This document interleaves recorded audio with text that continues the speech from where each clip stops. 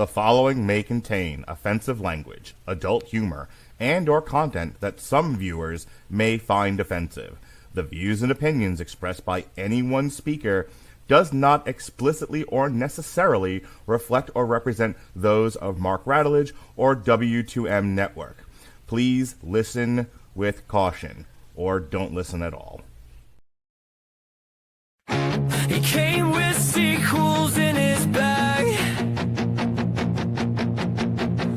reboots and flops, a pop culture tag. Yeah, we talk the rise, the fall, the shame of the movie series that forgot their name. So line up the clips and cue the score.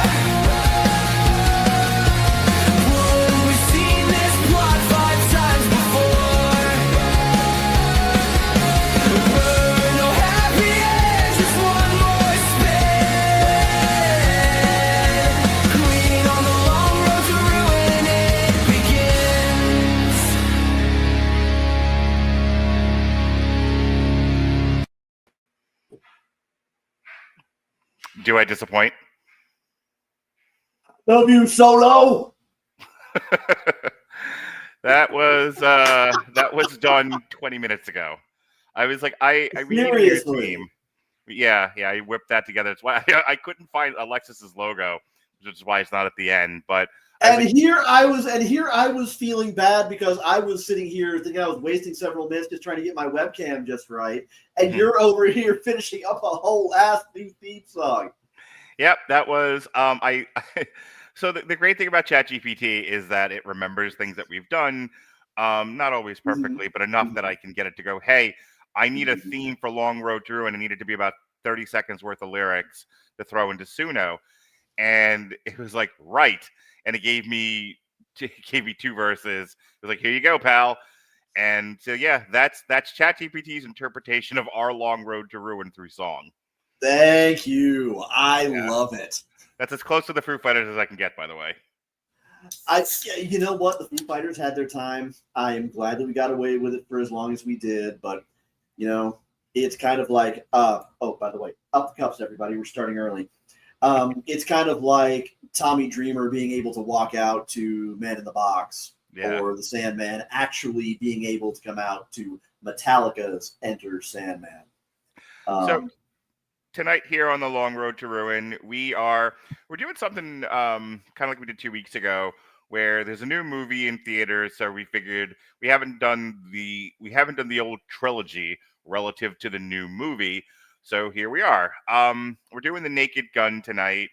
And before I throw it over to Sean for his thoughts, in the beginning, there was Police Squad, a 6-episode blip on the 1982 television landscape that arrived too smart, too fast, and arguably too ahead of its time to survive network TV. But in those 6 episodes, creators Jim Abrams, David Zucker, and Jerry Zucker, collectively known as Zaz, planted a flag for a brand of comedy that refused to slow down for anyone. A rapid-fire barrage of visual gags, puns, and meta-humor that treated every frame as an opportunity for absurdity. Born in the wake of Airplane, Zaz's genre-defining disaster movie spoof Police Squad was their attempt to bring that same sensibility to the cop procedural. Dad, stop arguing with me. Sorry, I have a tick. It failed on television, but like so many cult phenomena, it didn't die. It evolved. And 6 years later, the Naked Gun from the files of Police Squad hit theaters like a cream pie to a horse's ass. And Hollywood, seriousness. The joke finally landed, and audiences never stopped laughing. Tonight, on this here Long Road to Ruin, we're taking a look back at the Naked Gun Trilogy, a cornerstone of cinematic parody that still shapes how we laugh today. But to understand why it worked, we have to understand where it came from. The Zucker brothers, along with Jim Abrams, weren't just jokesters. They were structuralists. They understood the genres they were spoofing better than the people making them. Airplane didn't just mock disaster movies. It was a beat-for-beat recreation of the 1957 film 0 Hour, with jokes layered into its DNA. And that's what made it funny, people. The tension was real. The absurdity lived in the margins.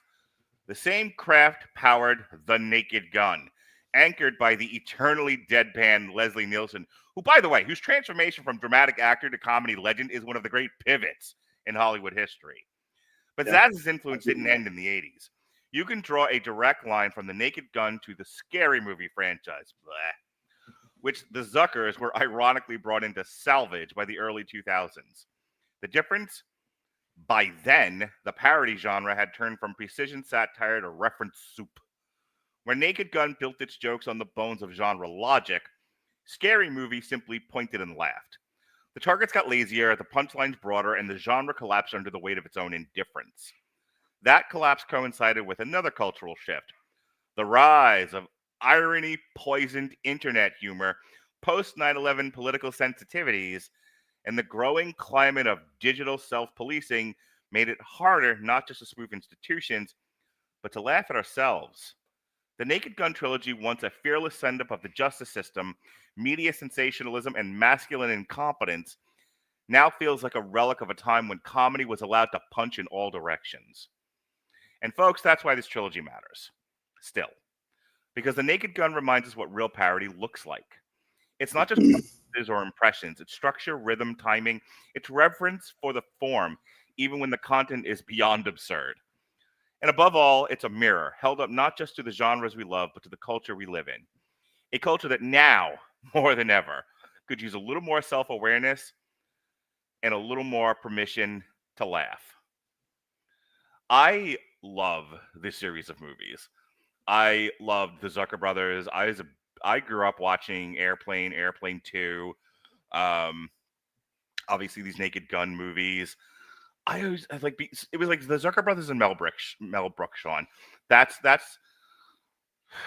Zucker brothers, Mel Brooks, Bill Cosby, and Richard Pryor and Robin Williams. Those are the five legs on the very weirdly built table that form my comedy scaffolding.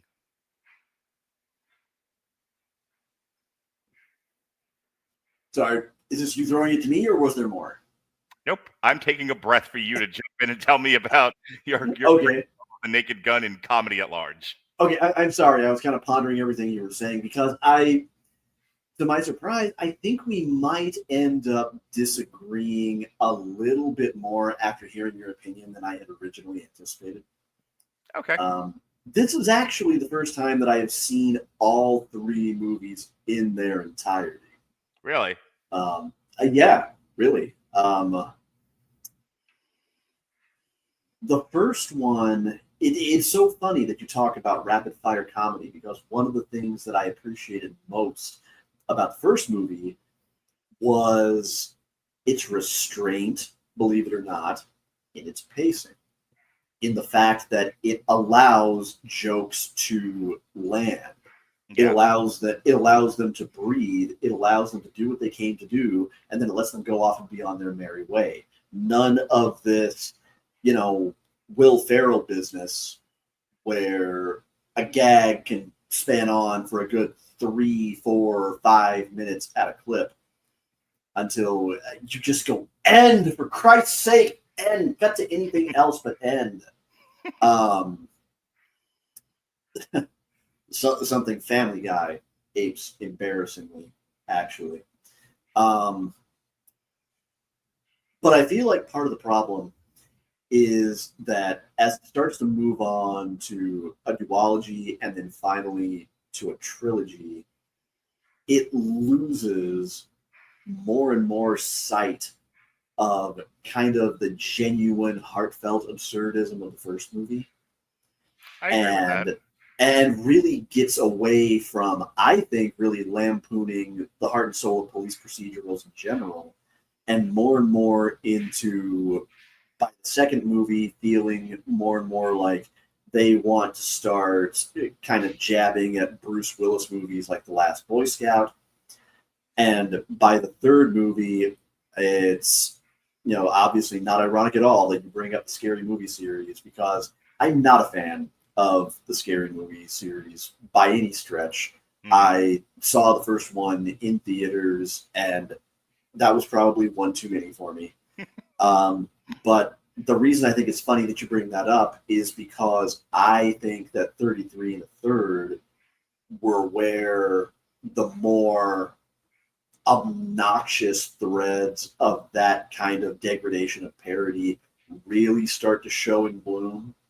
Yeah. And where what was once kind of intelligent commentary that somehow felt timeless in its execution, well, while obviously being, very obviously of a certain time in its aesthetics, into something that from 2.5 onward starts to feel more and more and more dated and less and less thoughtful and measured and artful in terms of comedic execution, and just more and more like regurgitated late night monologues.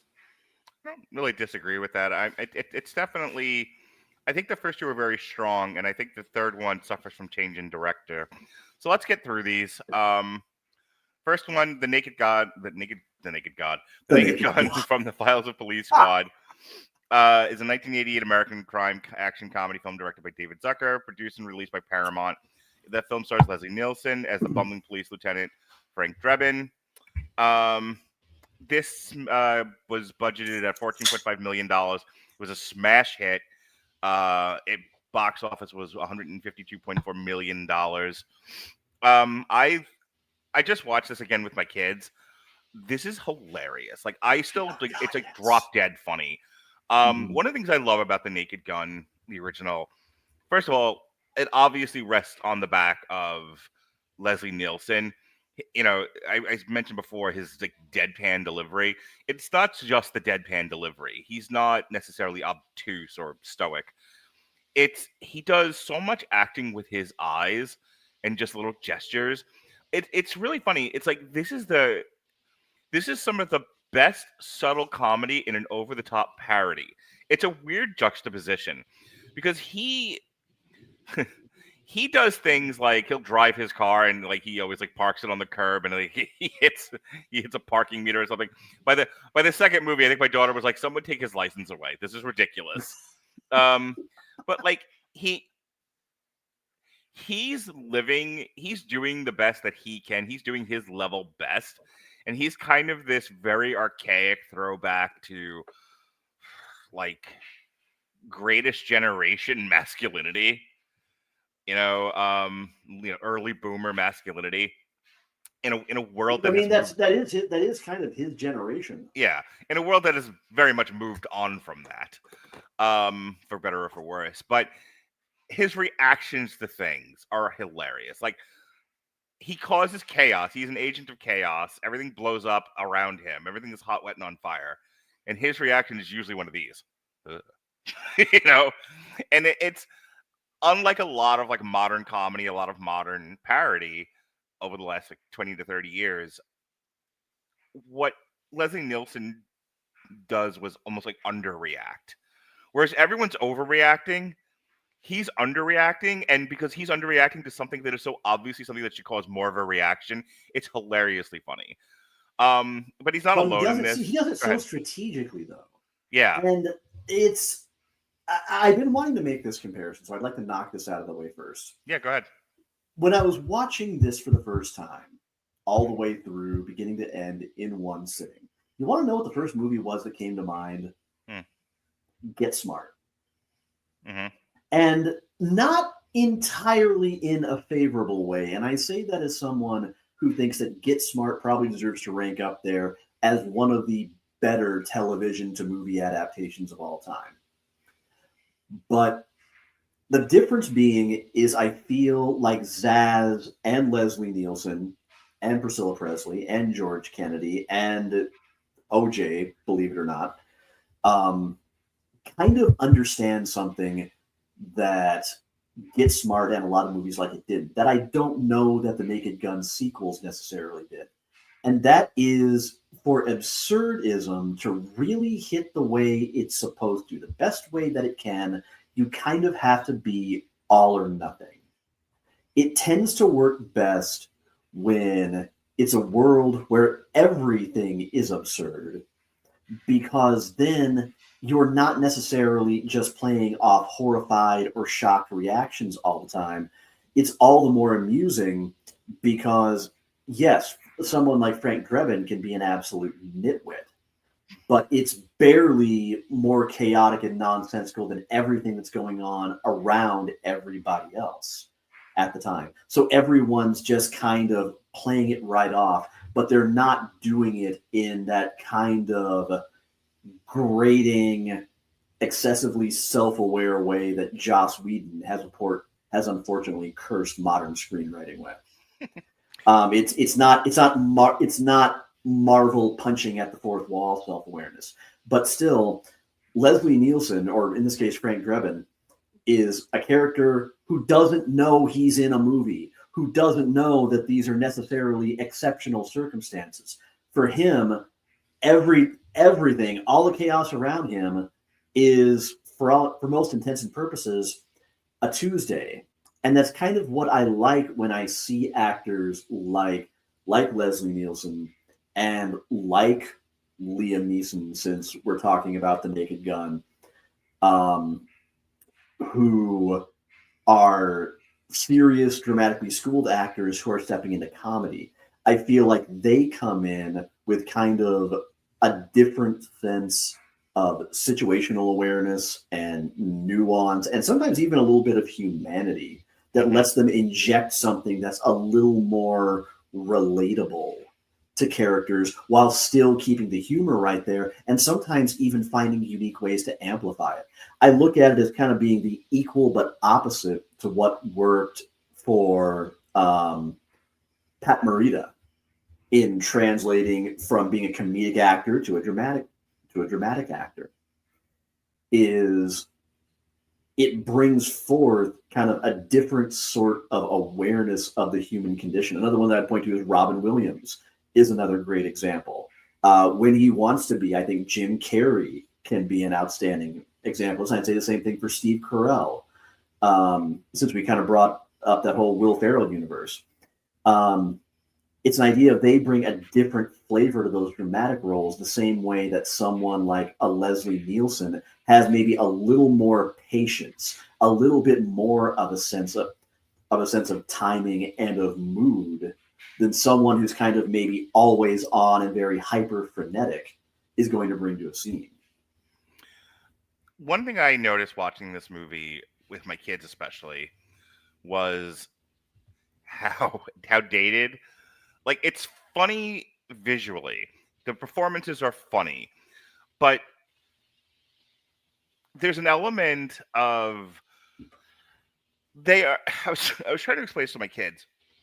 They're mocking in the Naked Gun and Police Squad, they're mocking the old like police procedurals in the way that movies were made back in like the black and white era. Like there was a way that, you know, people delivered speeches, the way that they delivered dialogue, that this is trying to ape. And if you don't know that, if you really don't know like the kind of like the history of the hard-boiled detective movie, you know, or the police procedural, then a lot of Leslie Nielsen's line readings are, while funny, don't hit the way they're supposed to. And that's one of the things I was trying to tell them. I was like, this is very much making fun of a very specific style of film. The other thing was, when you're making a comedy, you kind of have two choices. You can either make a very general, it'll appeal to everybody, it'll be evergreen kind of comedy, or you can make a comedy that is very much of the moment, of the now. The Naked Gun was very much of the now when it was made. That opening scene where he attacks all like the axis of evil world leaders, you know, like Gaddafi and like there were, I can't remember who else is in that scene, but there was the Ayatollah. Yeah. Again, if you're a kid and you're watching this, you're like, I don't even know who these just look like dressed up funny people. Like, no, these were, you know, or like just a random array of like stereotypes. And it's like, no, these were supposed to be them. To me, it felt actually less gratuitously timely and topical than the two movies that came after. I think Naked Gun, in terms of its execution and what it's going for, feels the most timeless of the three. Despite the fact that we've got that were featuring Reggie Jackson in a fucking Angels uniform, rotary phones, a young OJ Simpson. Khan is our villain.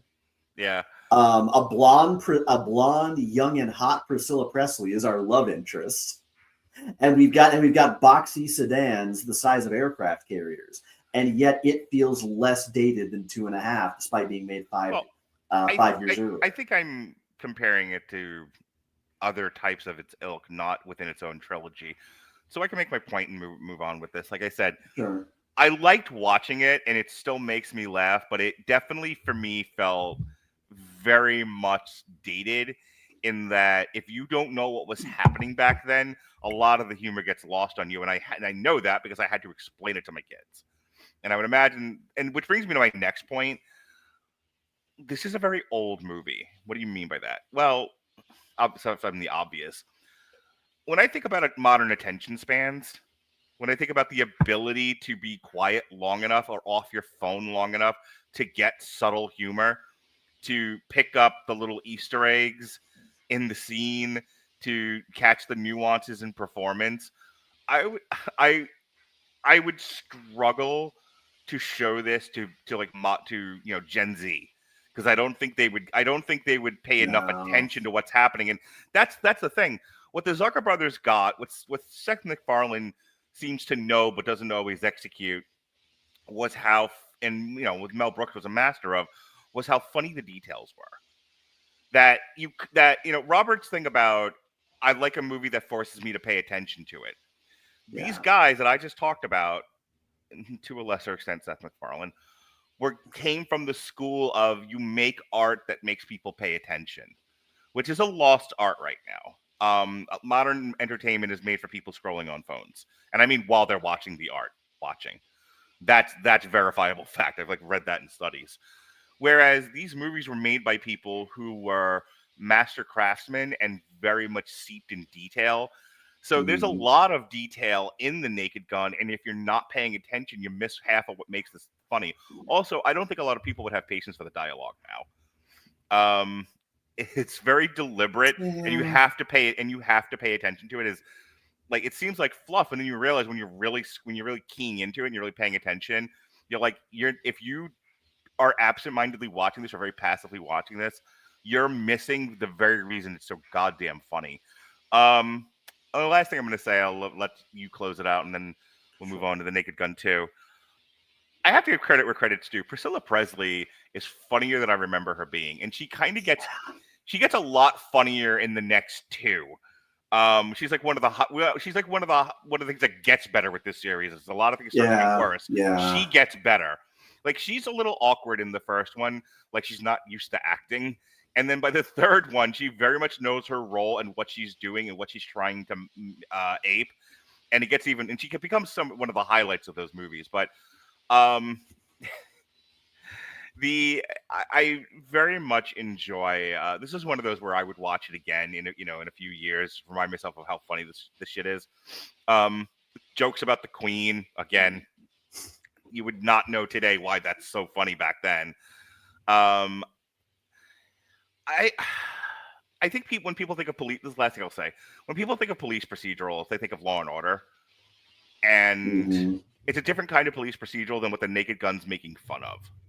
Yeah. So So if someone was like, "Oh, if you like police procedurals and you like parodies of police procedurals, you should watch the Naked Gun," and I don't think it would connect with those people. It's a very, as we're talking about it, I find myself saying, "Guys, this is really funny. I don't know if any of you are going to get it though." I'll give you the last word on the Naked Gun, and we'll move on. And this, kids, not your toxified Reddit bullshit, is really why Blazing Saddles couldn't get made today. Because Blazing Saddles is of a smarter, more aware, as you pointed out, more detail-driven time. And granted, they're completely different approaches to satire. I would describe Mel's approach as being more like a Friars Club roast of cinema, more than anything else. And again, I stress, I cannot mean that in a nicer way. I love Mel Brooks movies. I adore Mel Brooks, but it's a very different kind of commentary from the way Vaz here are trying to more so send up a genre and its tropes and really kind of do so with a loving edge. I made the Get Smart comparison earlier. And really what I think it comes down to is the fact that that's what this is. This is leaning into absurdism, whereas Get Smart could never quite lean fully into it, where everything surrounding Maxwell Smart was as ridiculous as he was. Or in this case, Leslie Nielsen is not portraying a bull in a china shop. He's not Jerry Lewis. He's not Will Ferrell. He's a straight man surrounded by madness, and somehow finding a way to both lean into it and just kind of keep that perfect composure, even in the most insane bumbling of moments. He kind of never loses it, and that right there is just something to see. Is just Frank Drebin not losing his shit, whether he's brawling on a Major League Baseball field or punching out a room full of Islamic terrorists. And I feel like as the movie starts to lean kind of more and more topical and trying to be more and more timely, that's what I mean when I say this one kind of feels the least of its time. Is yes, you can look at it and you can very plainly tell before we get to Jay Johnstone and Reggie Jackson sharing a baseball field, that this was a movie of the mid '80s. But at the same time, not everything else about it really feels quite so strictly of that period. It feels like something that you can translate to a different setting with new actors like Pamela Anderson and Liam Neeson. And while you might have to tweak some things to update it a little bit, it could still have very much the same feel, the same heart, and the same soul to it that, for those who can kind of set their short attention spans aside and give it a chance, really kind of makes it potentially as appealing now as it was in 1986 when it first hit theaters. The Naked Gun 2.5. Haha. See what's funny there is a 1991 American crime comedy, sequel obviously to the '88 movie, and the most commercially successful installment of the Naked Gun series.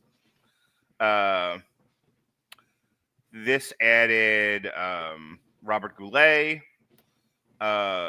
Richard Griffiths, and Zsa Zsa Gabor, Mel Torme, and and members of the Chicago Bears who have cameos. So this thing, they upped the budget to $23 million, and it made $192 million. Now, just to be clear, this one was directed by David Zucker. The last one was directed by David Zucker. We have a director change when we get to third, but we'll talk about it in a few minutes. So this one does a lot of making fun of George H.W. Bush, which again, if you're watching it with a youngster, you have to explain a lot of that stuff. I think the big switch here for me is this is the movie that most feels like its own thing and not, hey, we're making fun of something very specific here. This movie is about that. The Naked Gun 2.5 feels more about Frank and I can't remember the character's name now. Priscilla Presley's character, Jane, Frank and Jane. Here's a story about Jack and Diane. This feels more about Frank and Jane and their misadventures and the whole police squad gang, and less about we're making fun of a specific genre. It's a lot of the same jokes, but like a lot of movies, and I think maybe to its credit, as though when we make this claim, it's usually because we're criticizing. It's more of what was funny about the first movie and less of the cultural attachments to what it was making fun of. The Naked Gun 2.5 almost operates as like its own movie, in that if you didn't have the first Naked Gun and you won't have the third one, you could have released this one independently, independent of Police Squad and everything else, and it would have worked just fine. I think the Naked Gun's probably like 2.5's biggest success as a movie is the fact that it is funny in and of itself. It doesn't have to rely on its cultural attachments. It could just be a funny comedy. You didn't have to see the first one. You didn't have to know anything about Police Squad. You don't have to know anything about police procedurals. This is one where you sit down, you watch it, and it's hilarious. And the only thing that might escape you is that some of the Bush humor doesn't really land unless you know what he was like back then, if you lived through it. What are your thoughts on the Naked Gun 2.5? Well, a lot of what you apparently liked about it was apparently a lot of what put me off of it. I kind of liked how tightly focused the first movie was. Mm-hmm. And this one just felt like someone was fed a 24-hour stream of late night monologue. and you know, we complain about ChatGPT regurgitating nonsensical, unfocused art. Fuck me. This is proof of why God did nothing worse to mankind ever than Jay Leno. Actually, this might have been a little bit before Leno's time, because this was 91. When did Leno take over? About 91, 92? But still, it was kind of... look it up. But still, it was kind of around the same time whereas Naked Gun felt a little more thoughtful in not just its jokes, but its understated timing and its execution sometimes, and how it knew just when to execute a pratfall. This one feels like it falls prey to that kind of comedic trap of thinking that just pointing something and laughing at it is tantamount to a joke. And it just kind of does that incessantly throughout the movie at just kind of one bit of headline fodder after another. The Bush stuff doesn't really land because they didn't even choose a particularly interesting Bush impersonator. Jesus, it's a sequel to a comedy hit. You couldn't have gotten Dana Carvey's phone number? Instead, they got one who's, you know, very uncanny Valley impression of Bush is impressive, as is his counterpart playing Barbara. But it's just not particularly interesting to watch, and it feels kind of out of place. Hell, you want to talk about topical? You got a John Sununu joke within the first 10 minutes of the goddamn movie. You want to talk about humor, you've got to explain to somebody. I mean, George Herbert Walker Bush has at least been passingly referenced in probably about the last 4 or 5 years. I don't think I've thought of the name John Sununu since 2016 or so. Maybe even further back than that. And that kind of sets the tone for the entire movie. And it's unfortunate because while the first one feels lighter-hearted, this one just feels mean-spirited. It feels, but yeah, it feels like it's sometimes trying to sound smarter than it actually is capable of being, which is unfortunate because there's some great parts of it too. Leslie Nielsen once more, Leslie Nielsen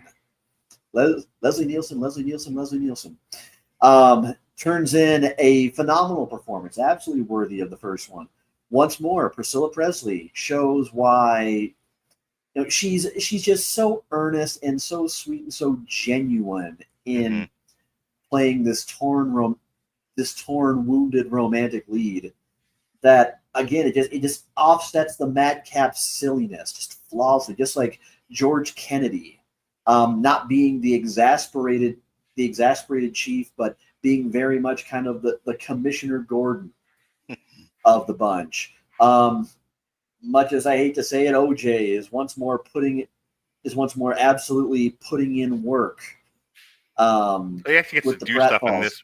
He actually gets to do stuff in this movie as opposed to the first one. Well, man, you can tell it's a 90s movie because fully about half of one whole sequence is just nothing but OJ getting dragged. Of course, it's the early 90s. Man couldn't stop getting dragged. And man, there's that moment where someone says something like, you can't trust white people or something like that. You'll see Nordberg in the backward just kind of go. And man, knowing how that turned out, That's like watching Chris Benoit. That's like watching Chris Benoit walk under a ladder, and some hyper aware painter just goes, "Hey, buddy, watch your head. Someone could get hurt." It just kind of knowing how this ends, you just go, "Oh Jesus, let me pretend I didn't see that." But Robert Goulet is just a terrifically ridiculous villain, even if the plot does once more come down to boo energy conservation equals socialism. That's about the extent of the intelligent humor in this movie. That and some quips about Democrats putting somebody up for office that can actually get elected. It's good to see nothing has changed. No. Yeah, unfortunately. But by the end of it, it was mostly fun. What it did well, it did really well. It's just that I thought the humor kind of had me rolling my eyes by about halfway through.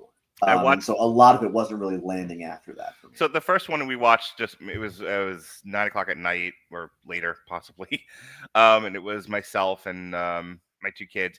The second one I watched during like my lunch hour, and only my son joined me for that one. Look, we laughed a lot. We laughed as if not more than the first one, at least as much.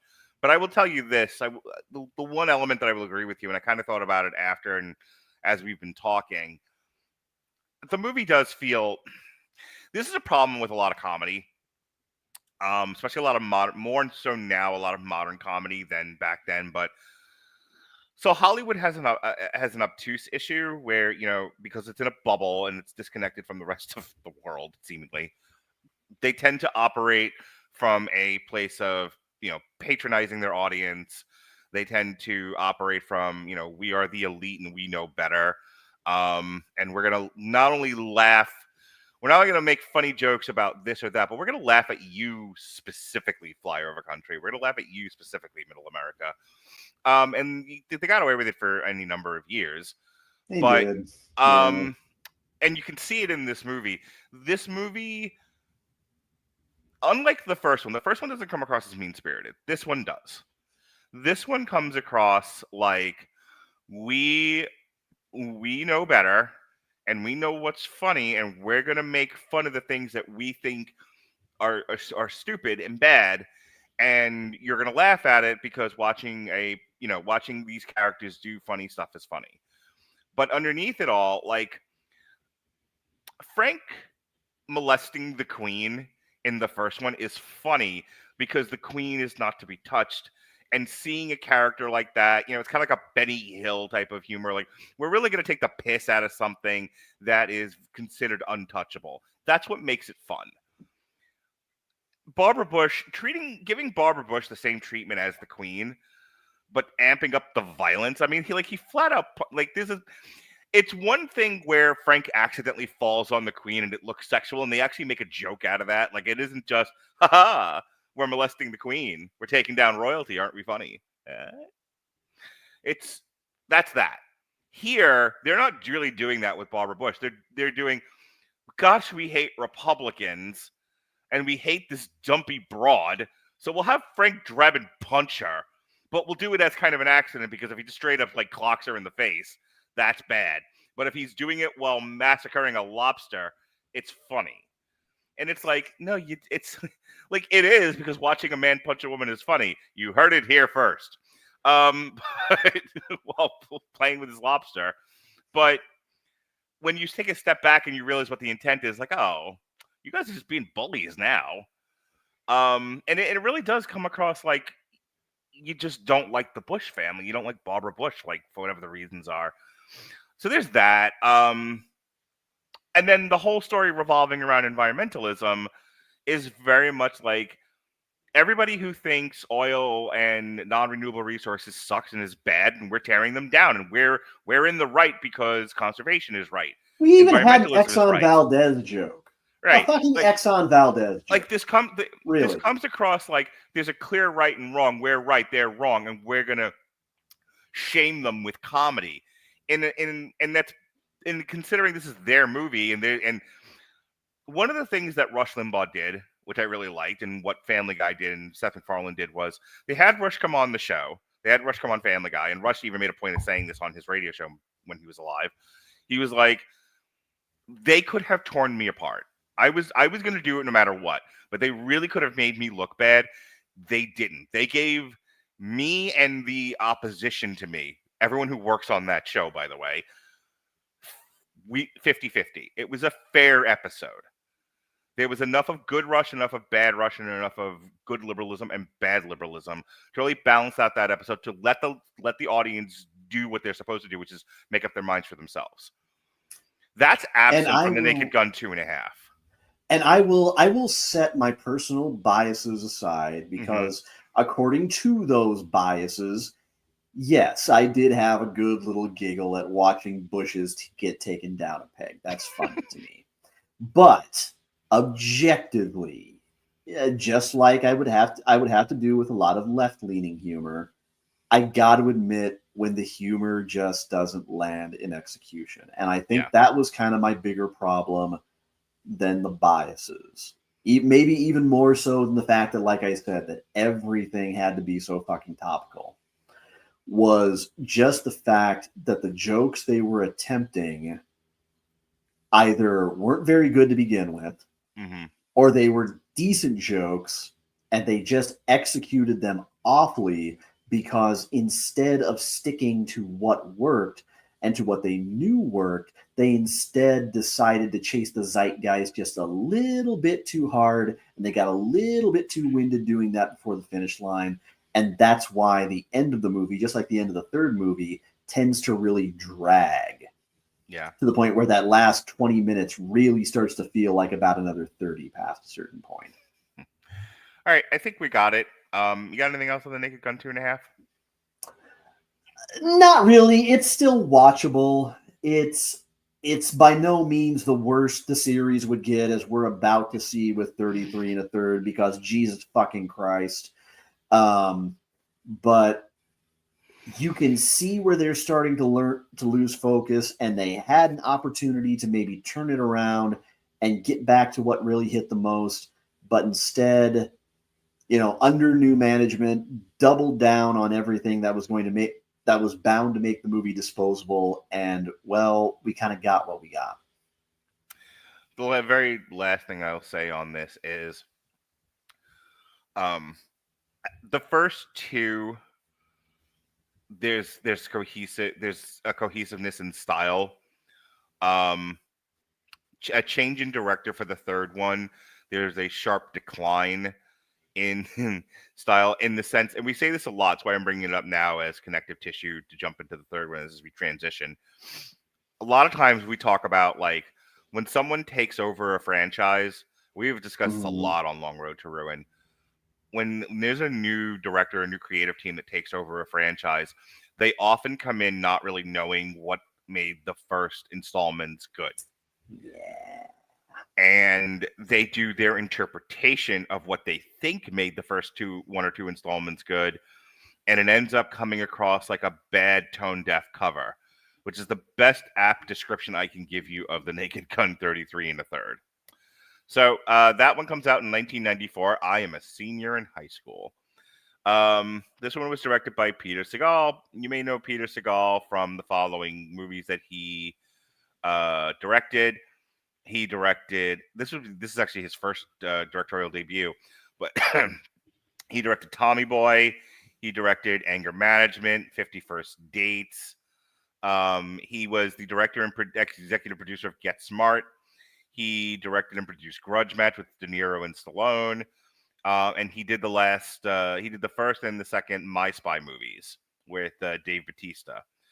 In television, he's directed episodes of the Jackie Thomas Show, a couple episodes of Shameless, a couple episodes of Survivor's Remorse, an episode of A.G. Tribeca, and he directed seven episodes of the show Heels, which myself, Ronnie, and Jesse both reviewed. So you're saying he got better? Yeah, I don't think he's a bad director, given his credit. No, I don't think he knew how to handle this. I think he was like, I have to imitate, instead of doing his own thing with it. I think he was like, I have to imitate the Zuckers. And I don't think he's a good imitator, is what happened here.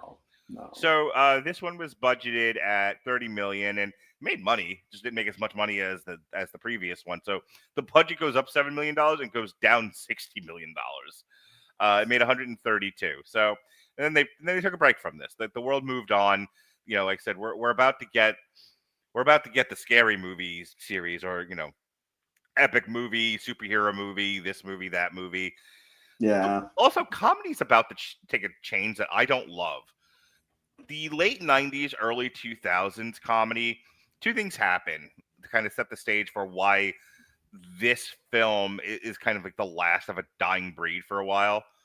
One, you get the gross out comedy. There's Something About Mary, which I have never seen because it's too gross for me and I can't handle it. You're not missing anything.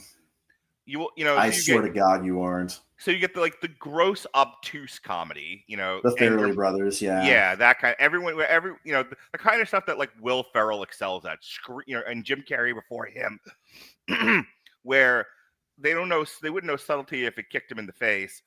Everything is screaming at the camera, and every joke has to be broadcasted with a bullhorn. That's why I kind of stopped watching comedy for a while. The other thing that's going to happen is we're going to move away from sex and comedy to drugs and comedy.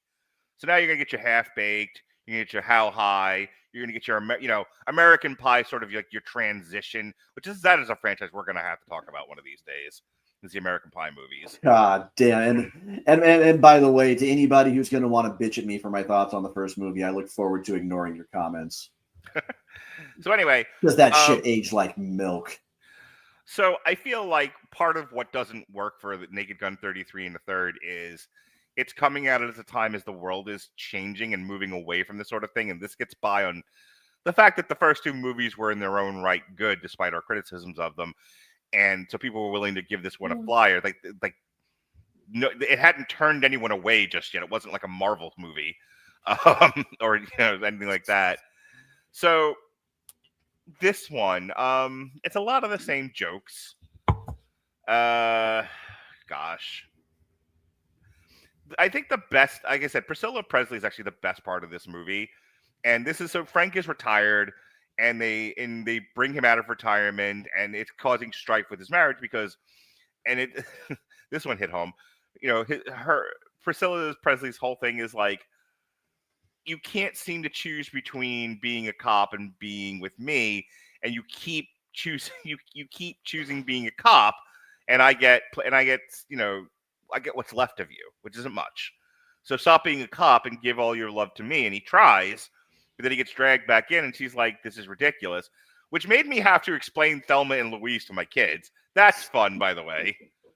That's always a fun time at the office. But that's a lot of what this movie is. It's him kind of dealing with, it's a lot of marriage jokes. Like it was like there was like an old Married with Children script lying around that they repurposed into a Naked Gun movie. What did you think of Naked Gun 33 and a third? Oh my God. Well, there's no satire left. This is no longer a satire of anything. No. This is where it has just devolved down into just short of 90 minutes of references and gross out humor. And that's why I say you can see exactly where Scary Movie came from. If I'm to make a comedic comparison, I'm going to take the first movie and I'm going to compare it to George Carlin. Because it's a send up, it's witty, it's a little bit smart in places, but it knows what it's doing. It has taken some time to actually look at the world around it before it starts making fun of it. Right. By the time we get to 33 and a third, we're about down to Dane Cook. We're down to fully back to what I call "Am I Right?" comedy. Women, am I right? Am I right? Foreign cab drivers not speaking English. Am I right? Exactly. And what the fuck? We even got to throw in a trans joke with poor Anna Nicole Smith of all people. Who? Let me just throw this out. Hang on. I know you're going to go on a tear, and I'm going to give you that time, but I have to cut in with this. So my daughter, who is very pro LGBTQI, has her own isms and Lovely. tisms and things, and she is quite the lefty, which is great. I love that about her. She was at a protest recently for the first time. Aw, Fantastic. good kid. Baby's first protest. Aw. So watching a very obtuse trans joke with my very, very queer daughter, and she has to look at me like, what the fuck? And I'm like, it was a different time. And she's like, look, and she goes, and to her credit, to her ever-loving credit, it's why she's just the greatest kid. She looks at me, she's like, Dad, I'm not upset they made the joke because whatever, this was a long time ago in a different world. I'm upset it was bent that way. It looked like a Yeah. like, why is it a candy cane? Like, that's not how that's supposed to look. And then I was like, well, let me explain it. She's like, I'd rather you didn't. Now you can go, Sean. What I was going to say about this is, and forgive me if this comes across as perhaps more chauvinistic as I mean it to, but I'm just speaking the truth here. Different eras of Hollywood have had their own classic magnetic beauties that were really icons, kind of standard bearers of their time. You had your Marilyn Monroes, your Jane Mansfields, your Raquel Welches, your Jamie Lee Curtis, what have you. And, there are a million beautiful women in Hollywood and in entertainment, but not all of them have kind of a certain magnetism about them that sucks people in. And speaking as someone who grew up and came of age in Anna Nicole Smith's prime, I will tell you, when she's referred to as an it girl of her time, that's no exaggeration. That's no faint praise. That really is kind of what she was. Kind of at the moment before fame and all its trappings really got its talons fully into her. And in this, she actually delivers kind of a surprisingly amusing, fun performance. But it feels like that potential is really wasted by a shoddy script where the most ambitious they really get with her is her hypnotizing a doorman by waggling her titty pasties at him. And then just walking away looking like she just smelled someone's wet fart. I still have no idea what the fuck that joke was supposed to be. But that's really the most they get out of her.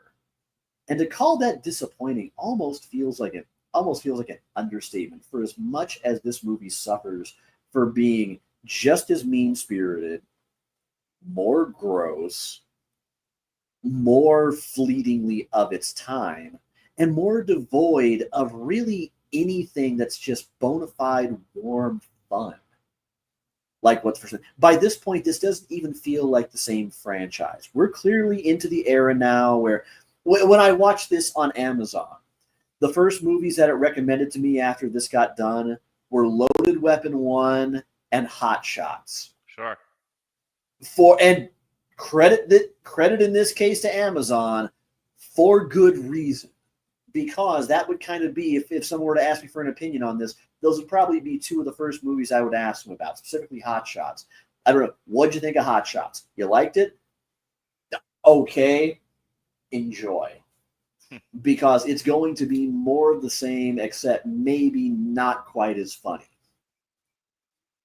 I never thought I would be giving Charlie Sheen points over Leslie Nielsen, but here the fuck we are.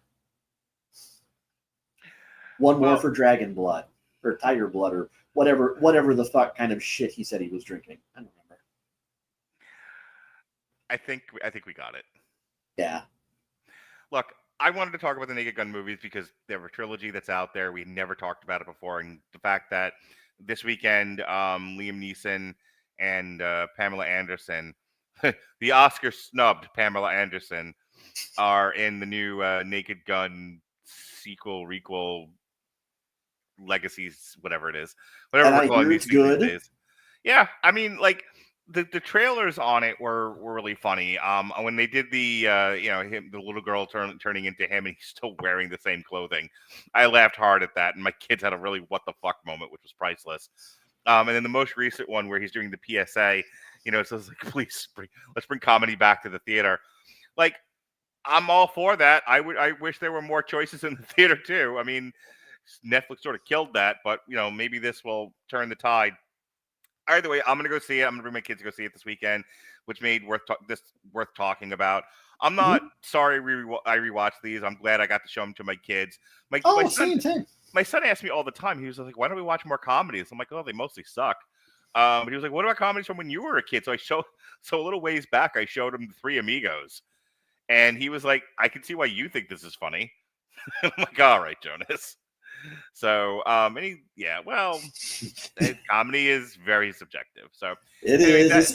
It's very subjective, and there is, in all fairness, even when a comedy is bad by our standards, I have to admit there is, I think, a deeply understated art to consistently being able to make people laugh, especially when you can do it across a massive swath of demographics. As much as I have my taste in comics, I will say that probably the one that I respect the most, probably to the surprise of some people, is probably Gabriel Iglesias. Yeah. Because he can irritate me sometimes with how fence-sitting he can be on some subjects, but I have to give Fluffy his due. He is a man who manages to earn respect kind of everywhere he goes by finding a way to warmly bring people together. Yeah. And for as much as that's no small thing that he's doing, especially in this state. Yeah, I was gonna say the world's the last thing I said. The world's a very different place from one pole to the next. But everywhere you go, everyone loves Fluffy. It's one of those things that that's a treasure of the culture. All right, so a week ago, starting Sunday, myself and Jesse did a triple feature. Youth in Trouble, we did. Bad Boys, 1983, The Basketball Diaries, and I'm not going to do the Moth thing. And Over the Edge, 1979. Thank you. On Monday, myself, Alexis, and Robert reviewed Fantastic Four. Alexis and David Wright reviewed K-Pop Demon Hunter, which is all the rage. Last night, myself and Harry Broadhurst spent about a half an hour discussing the good, the bad, and the ugly of Terry Bollier and a character that he played that I don't know if you know this or not. He played a little character in a off-Broadway show called WrestleMania. His name was Hulk Hogan. So we spent time discussing that. We talked about SummerSlam coming up this weekend, and then we looked at an indie show, Scenic City Invitational. No show this weekend. I got, it's SummerSlam, and I'd rather do that than do a show. Next week, we've got the Naked Gun review on Monday. Tuesday, a double shot of Damn You Hollywood. This will be Alexis, Jason, and I believe Robert. They're going to be reviewing together. I will not be there. But I will be with Alexis on Wednesday. We'll be reviewing the second season, I believe, of Monsters, the Lyle and Eric Menendez story. And then a week from tonight, we will be back on the long road to ruin, but I will have a different passenger. That is Robert Winfrey. And we will be talking 28 days, weeks, and years later. So 28 years later is just now, I believe, as of Tuesday on PVOD. So you can go check that out if you didn't see it in the movies. But we're going to be looking at the entire trilogy. I promise. Robert was like, we really should have talked about this. I'm like, be patient. I have plans. So that's what we're doing there. And that is it. Sean, tell us where you twitch and shout. Thank you, Brat Tamer in Chief. It is now just about a minute past 9 p.m. Central Time. In 2 hours, that's 11 p.m. Central Time, I will be live on the address you see underneath my very average ass looking mug. Yes, I know I look like an underwhelming Kelsey. I can't really do anything about that.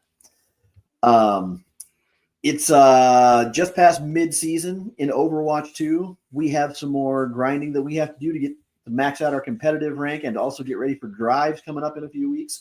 And also, baby wants some loot boxes and a finished battle pass. So, for a few hours until I have to take Ann to work at 4 in the morning, I am going to be playing some Overwatch. So come by, say hi, please follow and subscribe if you can. We're trying to save up for a house, so help. All right, Sean, thank you for joining me here on Always this a pleasure to Long Road be here. Ruin. Thanks for having me. Yep. And the next time you will see Sean, oh boy, when are you back? Oh, you'll be back at the end of the month. We're going to be looking at you. It'll be you, me, and Shay Tate. We will be looking at the Toxic Avenger movies, assuming I can find them. This is going to be fun. Yeah, I've never seen them, so these are fine. There's a new one. There's a new Toxic Avenger movie coming out. You know, take a drink every time I say that. There's a new thing coming out, so we're looking at the old thing. That's kind of what we do here. So I figured now is a great time to look at the old Toxic Avenger movies, assuming they're out anywhere. Who is this? Best viewers. Oh, okay. God damn it. Well, folks, I almost read the spammy comment out loud. Viewbot. Yeah, it's time to go. Be well, be safe, and behave.